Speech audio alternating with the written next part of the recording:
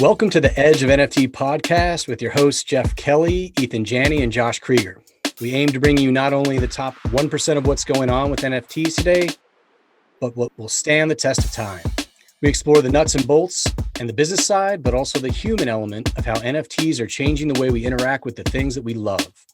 This podcast is for the futurists and dreamers, the disruptors and creators, the fans and connectors, and the makers and doers that are pumped about this ecosystem and driving where it goes next.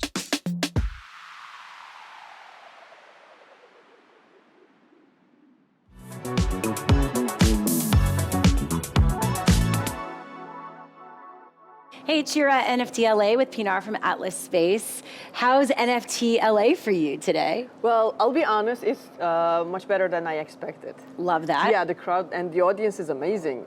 Okay, that's a good thing. Yeah, that's definitely a good thing. I mean, we've been visiting all of these expos all around the world, but this place is something different. We're impressed. Take that soundbite. So tell us more about Atlas Space. Yeah, well, Atlas Space is a metaverse platform for brands and enterprises. So most of the companies right now want to have their place on metaverse. Yeah. So we got a giant universe for them. We locate them.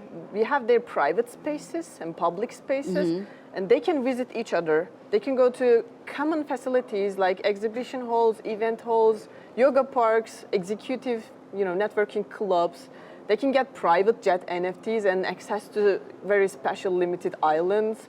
So this is how it goes on. So are you white labeling, or are you having a space and then you're, basically customizing it for brands and companies? Yeah, we've got a giant land, let's say. We locate the companies, but for a company, we can give a white label URL so that they can publish it on wherever they want and have access to only their land on their website. Okay, and are you doing it within you're creating your own metaverse, or are you bringing Atlas Space to other places as well? We are creating our own metaverse. Okay. We developed the platform. We are working with some partners and agencies that also communicate with companies. So they're the organizer, and we're giving the land and all the accessibility features. Amazing. And why do you think that's important and so needed right now? Well, because this is a huge potential for enterprises and the businesses. Yeah. There are major three reasons for that. First of all, the companies create extra impossible revenue channels through metaverse. They've got a huge engagement environment. Second of all, it reduces HR costs by 40%, which is amazing. How? Because when we're working remotely, now everybody is working remotely. Nobody see each other. If you and me are colleagues, but if we're not on a video call, we don't see where we are. But Got it. We had this feeling in the office that created that team spirit and the bonding and all these, feeling like I belong to community. That keeps a person happy and in a team, and the company can thrive and the person can thrive. But when it's on remote, we're just looking at the screens. That's it. We don't see any communities around. Yeah. Metaverse completes that feeling. I mean, of course. I think that's so cool. And how do you make it more accessible? I mean, this is a big thing, right? Because as we move more into the workplaces, I'm sure accessibility comes up. Yeah. So the accessibility is, we're accessible through web, most importantly.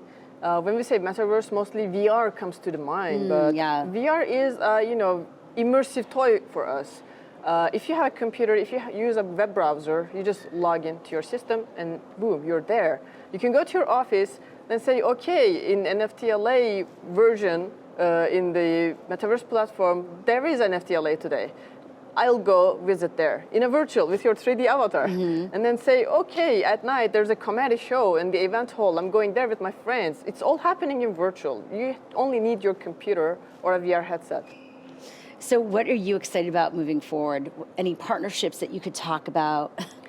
Right now, we're making partnerships with a lot of, let's say, blockchains, a lot of agencies. Agencies have got a broad catalog of, let's say, companies and brands. And most of the brands don't even need these features, and they just hear what we do, and then they just stick with us. And I want my place. We're just telling them we're going to launch in mid-May, but they say, I don't care if it's in beta, if it's in alpha. I don't care. I want what is existing right now, and we're just inheriting them. So you're launching in May. Yeah, but we still have got the users and the companies on the platform right now. How did you do that? What was the key to doing that? Because in our past we come from architecture background. After then, we developed more than 40 enterprise scale virtual reality and augmented reality applications. So we have always been working with enterprises. We know their needs, we know the language they speak, and we know how the workflow happens in the companies. So we got all the algorithm, let's say. So when we touch to the right need of them, they're just in. You're primed for this. Oh yeah. and what are you doing differently than what we're seeing in other metaverses? We directly focus professional life. Okay. Yeah, and the let's say business social part and the business revenue part. So it's all about a person or a company thriving, because we offer a lot of experience zones. These experiences can be visited for, let's say, business contacts, business developments, or we got a lot of simulations, platforms, or communities that one can improve themselves inside. It's not like the physical world. You have to go somewhere. You have to spend time, energy to do something. But in the metaverse, with a one click, you can just unlock all of the miseries in your life, in your career. Where do you see this going in a year from now? What will we be talking about?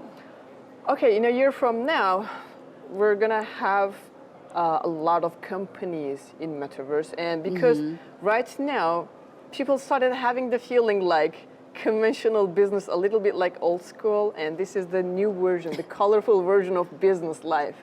You have to be there. It's more dynamic. It's dynamic. Innovative. Yeah, it's fun. You know, it's not like boring.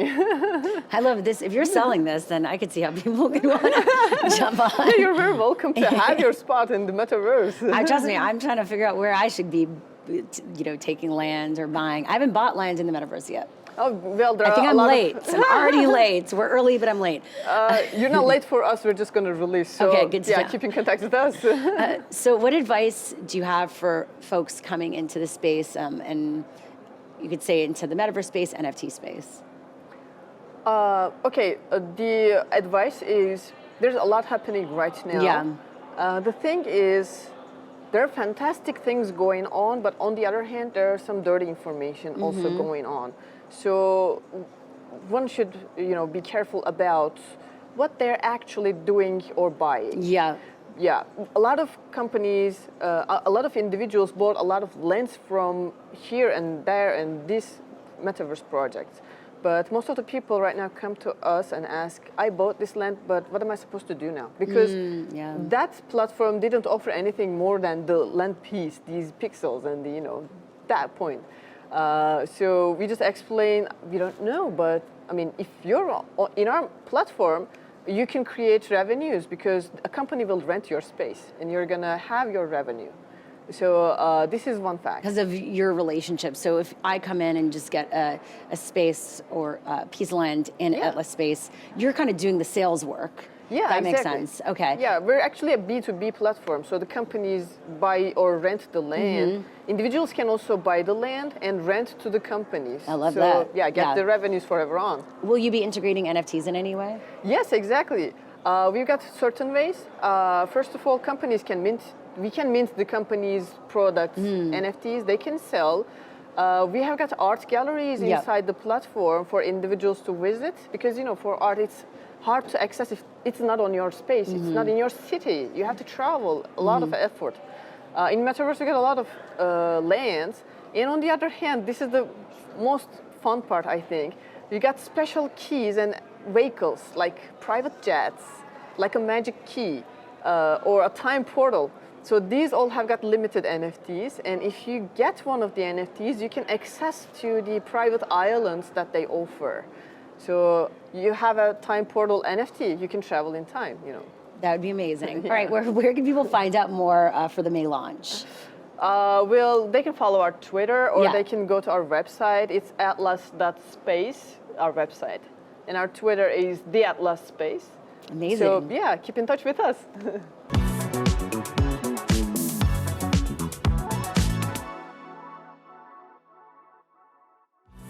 Shira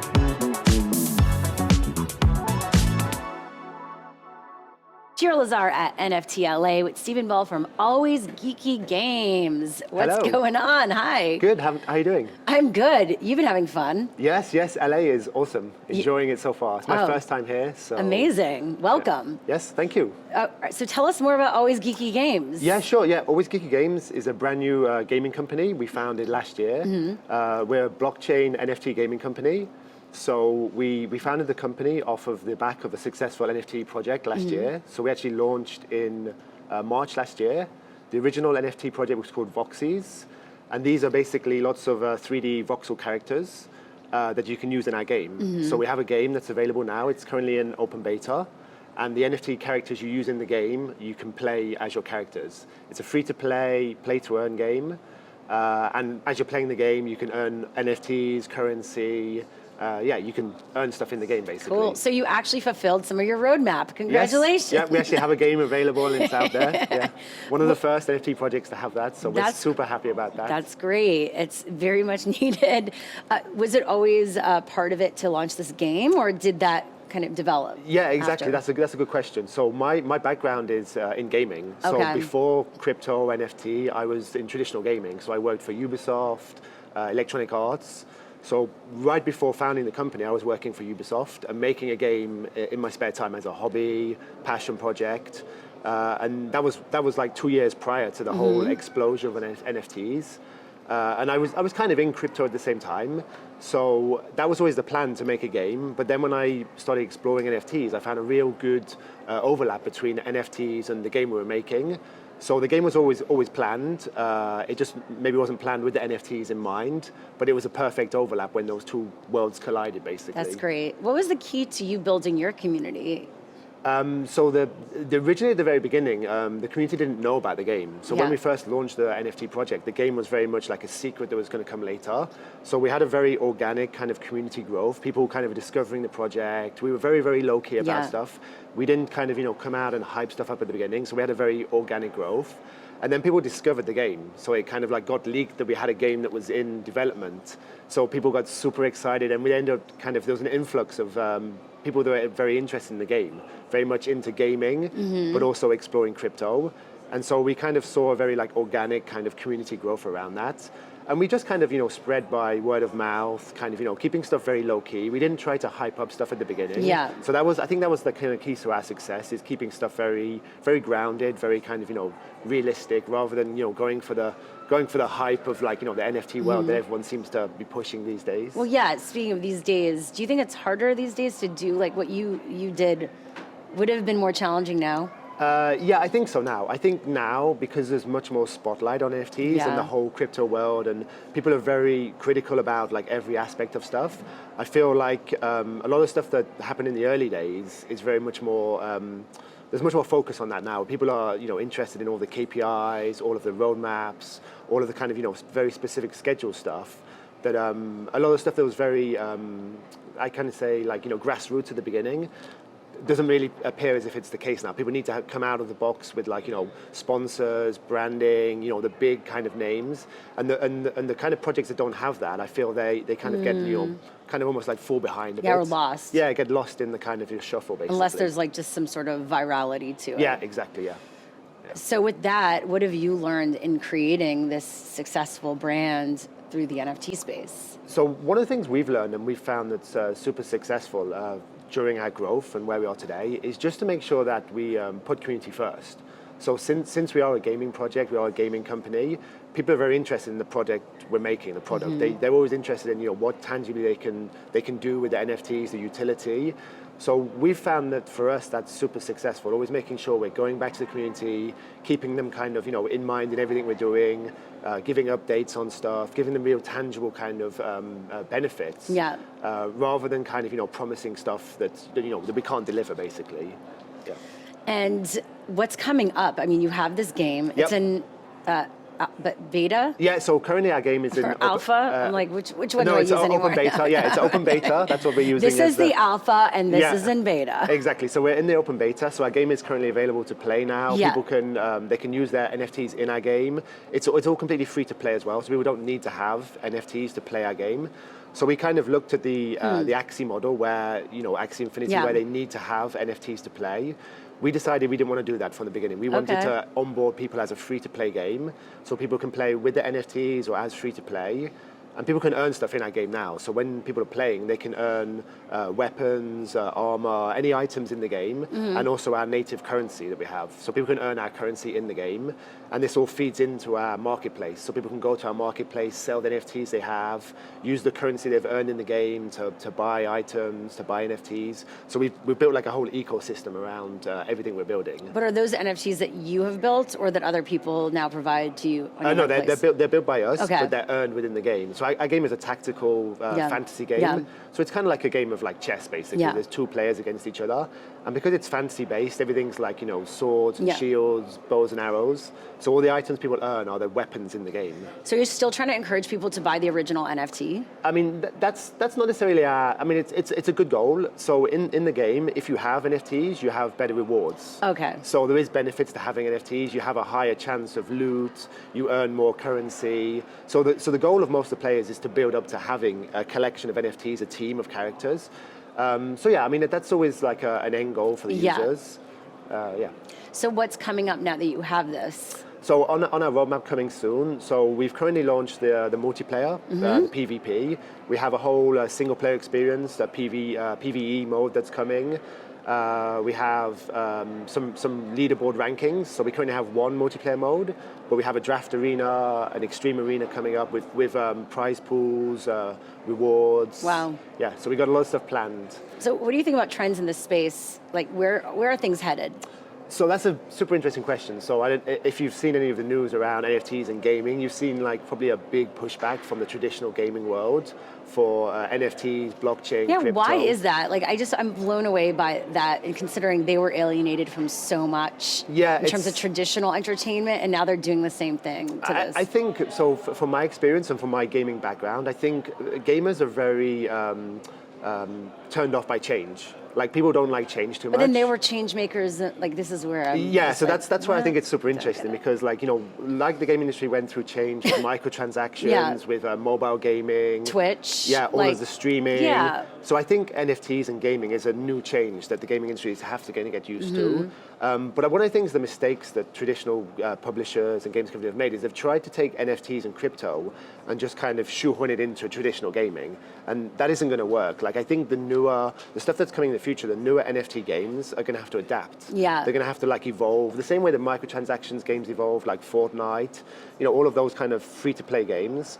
There needs to be like a new kind of like gaming paradigm for NFT games. Yeah. And I think that's what's going to happen in the coming year, 2 years, etc. As more traditional companies realize that they can't just take crypto and NFT and stick it into a traditional game. It requires new types of gaming. Yeah, and I feel like these are new franchises. I mean, a company like yours could get acquired by one of the big gaming companies in the future. Yeah, and I think that's going to be a big in the space as well. I think some of the bigger publishers and bigger games companies have tried to like build their own thing, and I think now they're realizing that they have to look at experts that have been in the field for the last 2-3 years, rather than trying to build stuff on their own. Same as they did with when they acquired mobile studios.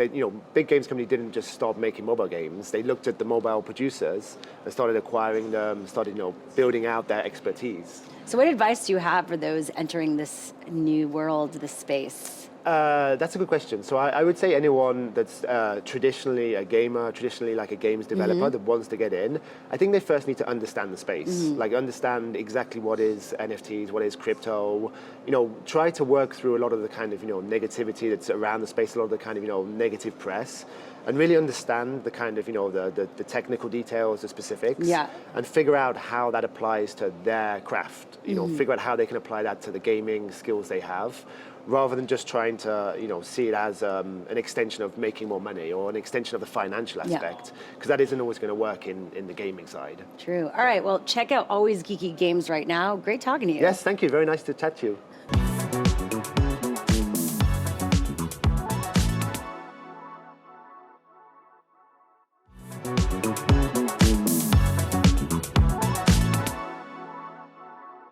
Hey, it's Shira Lazar at NFTLA with Clint Rodriguez from No Limits Crypto. What's going on? How you doing? I'm good. How's NFTLA for you? Oh my God, it's been an incredible experience. Yeah? Yeah, I mean, the energy's been amazing just to start, and it's really cool to be part of an emerging space, right? Yeah. So it's, where you go to a lot of conferences and you hear a lot about what's going on right now, this conference has really been about the future. Yeah. And so it's been really interesting to see what everybody's bringing and how hopeful everyone is for the future of everything as well. I mean, everybody's here kind of on a whim and a dream. So I think that's cool. Let's keep it going, right? So you are a video game designer, developer? So I'm in insights and strategy at the mobile game company Jam City. Yeah, okay. And I actually help inform some of the strategy around the Play to Earn Game Champions Ascension. Amazing. But I actually have a couple other side projects as well. One that's called Hoops Association that is based around ticket concierge service to basketball games. And as well as some charity work around LA around basketball, and then a pet project of my partner and mine called No Limits Crypto, which is in the adult space. So about as big of a divergence as you can get. Okay, we need to talk about this. What does it mean it's in the adult space? So we have developed a blockchain-gated chat platform. Okay. And so what we have is a collection of 10,000 NFTs, split 5,000 and 5,000 into DOMs and subs. We have some people like in the background being like, okay, yes. And maybe possibly some consumers here of those coming up soon. Yes, and I've been having these reactions the entire conference. I love you. You're really creating something for everyone. Yes, I really like making people feel good and I know that sounds very creepy in this space, but I like people to enjoy themselves and not feel shame. There's so much shame that a lot of people feel in trying to explore some of these things in the real world, and COVID especially really had a psychological effect on a lot of people. It's harder to go out, it's harder to meet people, it's harder to do so many things that we once really took for granted. And so when my partner has always been on the cutting edge of culture. She was at Weedmap, she was at Playboy,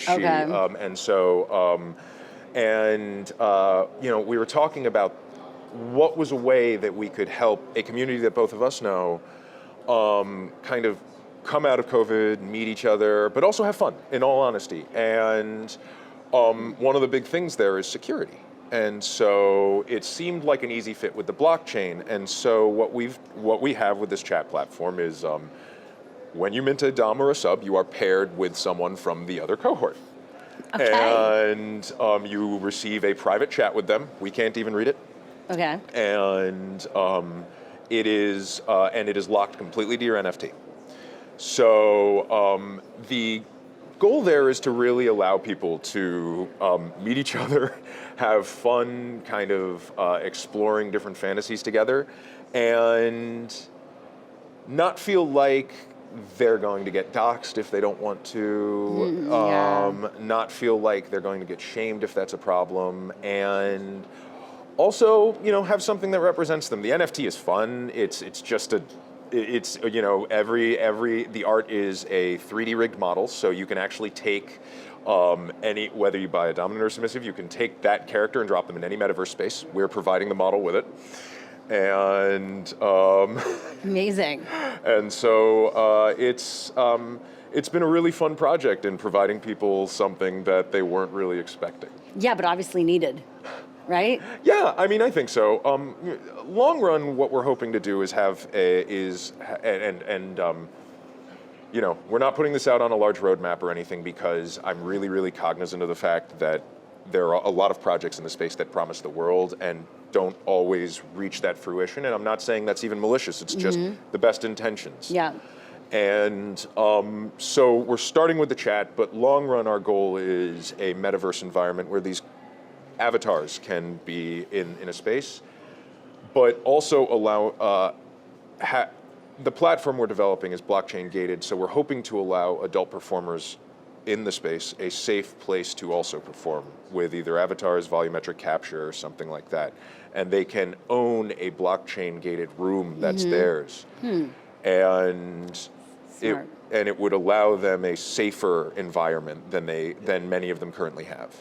Definitely. Oh, I feel like the sex industry or porn industry has always been at the forefront of tech, which is why it's like, it's surprising that you're actually one of the first. I mean, I'm sure there's probably a lot of projects out there I just don't know about, obviously. I haven't done my research. But that, you know, I'm not surprised that you're entering the space with that. I mean, if anything, it's needed. Plus, once again, that industry has always been at the forefront.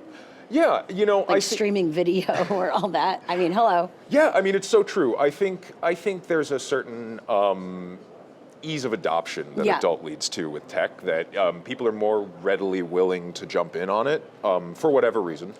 And so to see this space underserved was surprising. And I think some people have tried, and I think again, best intentions. I think there've been a variety, but there've also been I think there's also been a lot of hesitancy because admittedly, there's been a couple projects in the space that have rugged people, and so I think it's really important to have. I think it's great that adults can lead the way on tech, but one of the things that we're really leaning in on and focusing on is actually education around the tech. We want to do series with people and series with different adult performers or different things to have to create some education. Yes, how to set up your wallet. Like I could see like a porn star doing that. That is cool. So got it. It's and SFW, although it might be hard to pay attention. You're supposed to pay attention when exactly. No, we want to partner with these people. We're not looking to have them perform for the education, but but no, there's so many wonderful people in the adult space who actually are looking to break into this, and we want to empower them as creators. And that's I asked a question on a panel here yesterday because it was I don't remember the name of the panel, but it was the panel was made up of a bunch of large companies, VC firms and tech firms and a streaming service, and they were all talking about how blockchain was empowering creators. But what I heard were people with $500 billion budgets talking about how how they were empowering creators, and so I asked them all. I said, how does someone break through all of that noise? And the general answer was that you can't stop capitalism, but that you can't stop capitalism, which fair, but that hopefully the tools are there through blockchain and through NFTs to allow these people greater exposure, at least, who might not otherwise have it. And I guess I'm of the opinion we need to work a little harder than that. I'm not super degen, I have to admit. Like I am not particularly political one way or another. I'm not super I don't particularly get into movements or anything like that. But I do think it's really important to empower creators. I come from an art background, my family, and so I appreciate what it means to have people who can't break into a space and really want to. And so I think we just have to work hard in this space to allow people to break in and continue to grow and kind of cut through the noise as larger brands enter as well. So where do you see the future of the adult entertainment industry as it relates to NFTs? I think we're going to see a lot of metamorphosis, honestly, but everything in the NFT space is moving towards utility. So it's going to be what you're providing. It's going to be less, I think there's always going to be room in the adult space for people who are taking beautiful pictures. But I think what people are going to be looking for from NFTs is that smart contract utility, and the NFT is going to likely become more of a wrapper for the smart contract and what that's doing for you in a space, whether that's providing you with access, whether that's providing you with a greater metaverse, whether that's providing you with a game. I think we're going to see that in the adult space and across the entire NFT space. So how can people get involved in what you're doing? Where should people go? So our website is www.nolimitscrypto.com. You're welcome to join, and we're going to be releasing our chat in the next 7 days. Okay. And we actually have an AI coming down the pipeline in the next 2 weeks, where you can actually chat with an AI as well of your separate cohort. The DOM is coming first, and then we have a sub coming later. You're welcome to join. We dropped a stealth mint at the beginning of NFTLA that we're like really stealthy because we have no presence whatsoever. I'm terrible at social media. It's really a beta access. We like to joke we're working the kinks in. We're trying to, there's a lot to work out between the chat platform and the AI and all of that and growing to the larger metaverse. So we'd love for anyone to join us and try out the platform. We're just trying to build a really fun community.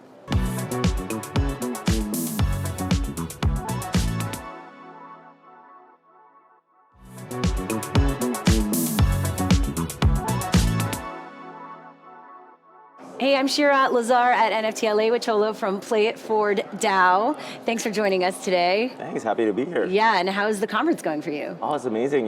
We're meeting a lot of really different people and project, and especially myself, I'm based in Singapore. Oh, wow. Coming here out of Asia, really to see a very different scene in the NFT world. So in Asia, it's a lot more GameFi, a lot more gaming projects, but here it's a lot more content creation, and really the cool stuff coming out, like music, NFTs and all that. Really, really interesting and impressive stuff to see. Yeah, I think we could work really well together, actually. Yeah. I think we could learn a lot from you all. And then, you could learn something from us, even though that market is just doing such great stuff right now. Exactly. So, what is Play It Forward DAO? So Play It Forward DAO is, I would say it's a gaming guild as one of the key pillars of our business.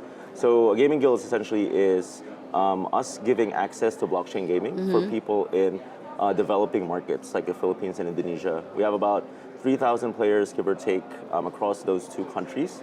They are enjoying 5 or 6 blockchain games. What we do is release them the NFT assets required to play those games, and then in return we get a rev share on any earnings they make. So we want to continue growing our community by bringing in more games, different games, and also entering new markets. So we're making plans to go start guilds in Vietnam and the rest of Asia as well. So pretty exciting times for us. Do you think this is the future of helping build the economies there and the employment? Because I feel like there's limitations obviously in some of those areas. That's a great question, and I think that really hits to the core of what's made Play to Earn so popular in the emerging world. It's because a lot of these players don't even have bank accounts. They don't have like savings accounts, but they can play these games and they're earning crypto, they're earning real world money because we pay them out in fiat, and that they can spend, and that's real spending power. So we're basically, Play to Earn and GameFi is onboarding a huge underserved and financially excluded people, and I feel that's a huge wedge for crypto in accessing these communities where even fiat has had trouble kind of penetrating. Yeah, but what about the technology needed to then play, right? Yeah, still, exactly. You still need that to access this Correct. opportunity. So that's why I think the initial wave of blockchain games that were really popular are the ones that started in mobile. So because mobile penetration, especially in Southeast Asia and emerging Asia, is very high. It's like 80% of people have mobile phones, whereas most of them would not even have PCs or laptops. So that's why you're seeing this whole mobile Play to Earn revolution in the emerging economies. The hope is that these players make enough to then invest in better gaming infrastructure, so that when the next wave of Play to Earn, PC, and AAA games come, they can also enjoy that wave of adoption and enrichment. Are you seeing any of those kind of success stories from your community? Yeah, very much so. So we actually are now. So our team now comprises of multiple types of contributors, I guess, for the DAO. We have people who do games research for us. We have streamers that constantly stream content and also help the games to up their engagement. And we also have coaches that teach the other players, newer players, how to play the game and get better at the game. I would say all of these guys started out as players for us. So we picked them up from the community. We really saw them as being very big and valuable contributors to the DAO, and we just promoted them, saying like, hey, you deserve a better role. And that's what we want to continue to encourage through the DAO, and as we build up more partnerships in the ecosystem, that we're really making GameFi a career for most people, and as a real alternative where you can see a path towards really becoming more than just a player, clocking in and really contributing more and being rewarded for that. Yeah, why a DAO for this? So it's an interesting question. I would say for a guild especially, it makes a lot of sense because your contributors and your key stakeholders aren't just the token holders. You have players, you have your game partners, you have people within the community that may not be playing games but supporting the community. And we feel that all of those varied stakeholders should have a voice. And the DAO structure is very aligned with that, so that you always take a cue from the whole of your community, not just a specific part of your community, when you make decisions on where we're headed and where we're going and what should we do next. Yeah, so what is coming up? What are you excited about? So we're excited about what's coming up in our country expansion. We're also in the midst of preparing our own kind of NFT project that has very strong ties to the community and even have some charity elements with regards to these underserved communities in the countries we operate in. And we're also incubating a couple of projects that we're launching that is very related to GameFi, but will allow guilds in the future to better scale and better manage their operations. So a lot of stuff going on, and we'll hopefully look out over the next couple of months. We'll be announcing these progressively. So you have your players, you have the community. Are you also developing your own games and environments? At this moment, we're not going into game development yet. We feel that our competitive edge is around management of players, teaching them how to be better. Yeah. And we actually see game partners as really long-term joint kind of like stakeholders in this space. That makes sense. We want to help them scale their community, at the same time access our community and help build a game that's very sustainable. So where do you think we're going to be even a year to 5 years from now? A year to 5 years from now. I was talking about this on my panel as well yesterday. Really, we're probably in year one of play to earn. And what we're seeing now is you're having this millions of players that have essentially built on-chain data with regards to their performance, what games they've played, and how well they've done in those games. The next phase, I think, is really how would projects use that data to enable really cool stuff for these players. So in the future, a player will have a really long resume of on-chain data about how they perform, what games they played, and that could become their resume for becoming an esports player or becoming an influencer or something like that. Or being hired by your DAO or a network. By the next guild, Wow. Correct. What about how do NFTs play into all this? So NFTs, other than I guess the gaming NFTs used to play the games, from our perspective, what we're trying to build is essentially NFTs that are tied to the community that will allow those community members to have a vote in the DAO without having to necessarily own the token. Tokens as DAO voting mechanisms are somewhat imperfect because they are liquid and then subject to that makes sense. games as well, but NFTs are not. Yeah, so what would be the incentive to do the NFT versus the token? Like, how do you manage both of those and like building the community around each of those? Sure. So from the NFT standpoint, what we want to highlight is really around highlighting certain community members. So we want to pick artists that represent that community, so that you're representing both the player community, but also the artist community in that specific country. And at the same time, we want to provide some utility to the NFT as well via either ongoing share of profits or even kind of like some charity element that we're kind of just working with partners now at the moment. Yeah. And so what about the token? But the token itself will continue to be, I would say as we bring more and more sub-DAOs into the mix, it will become an index of all those sub-DAOs. Okay. Because the token itself will be what will underpin essentially the whole ecosystem. Okay, so can you earn that if you're a player in your network or your DAO? We have right now the ability to earn the token, if you contribute well and contribute to the community. And then if you kind of like level up, I guess, within the guild or within the DAO, and show that you're a valuable contributor, then you, of course, part of the rewards is in more enrichment, either tokens or even our own tokens. Finally, what advice can you give to those who are entering the space and seeing what you're up to? Sure. I would say the main piece of advice would be just keep an open mind. Yeah.